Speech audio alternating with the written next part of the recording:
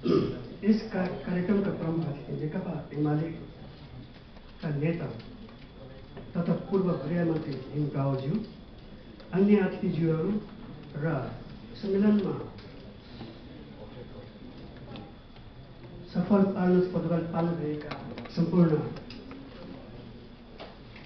विभिन्न देशका प्रतिनिधिज्यूहरू र कार्यक्रममा उपस्थित सम्पूर्णलाई म मेरो व्यक्तिगत तर्फबाट र युनाइटेड पोर्चुगलको तर्फबाट हार्दिक नमस्कार व्यक्त गर्दछु।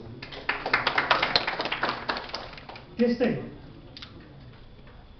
अब भन्नुपर्दाखेरि के हुन्छ भने दुःख गर्न भर्खरै यो कुराहरू यसरी बुझ्यो ताकि मलाई पनि दुःख लागिरहेको छ।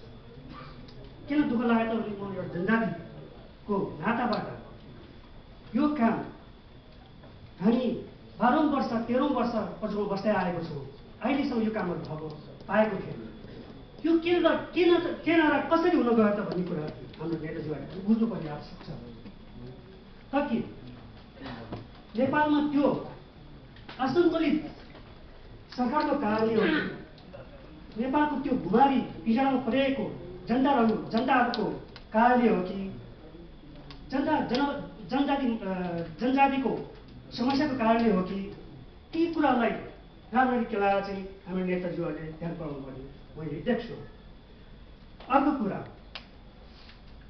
यसको लागि जुन कार्य गर्न गयो त्यसको लागि जनजातिको नाताबाट यहाँहरूसँग क्षमा चाहन्छु र नेपालको हावापानी सँगै सुहाउँदो र आफ्नो जिल्ला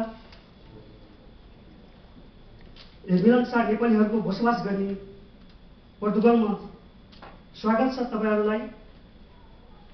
हो तपाईँको सम्मेलन हुँदैछ, तपाईँको सम्मेलनमा हार्दिक शुभकामना व्यक्त गर्दछु। सम्मेलनबाट बन्ने नेतृत्व सबल सक्षम नेतृत्व बनोस् भन्ने शुभकामना दिन चाहन्छु। एउटा घरमा एउटा सिंहको घरमा एउटा इँटा कमजोर भयो भने पुरै हर नोक्सानी हुन्छ। त्यसैले पोर्चुगलको पनि सम्मेलन हुँदैछ। हाम्रो शुभकामना मजबुत नेतृत्व बनोस् भन्ने शुभकामना दिन चाहन्छु। र अर्को कुरा म के भन्न चाहन्छु भने हिजो पनि मैले विश्वेश्वर कोइरालाको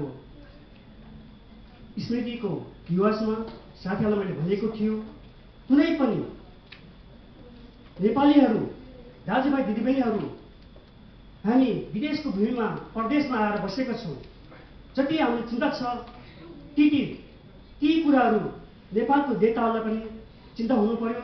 नेपालको जनताहरूले कसरी भोगिरहेको छ ती कुरालाई नेताले समस्याको समाधान गरिदिनु पर्यो र हामी विदेशी दाजुभाइहरूलाई कतिखेर नेपाल फर्किने र नेपालको त्यो शान्ति हेर्ने र नेपालको त्यो संविधान बन्ने र त्यो संविधानको चाहिँ सदुपयोग जनताले पनि गर्न पाओस् भन्ने म आशा राख्दै यस कार्यक्रमको सफलताको कामना दिँदै युनाइटेड पोर्चुगलको तर्फबाट र मेरो व्यक्तिगत तर्फबाट बिदा हुन्छु। धन्यवाद।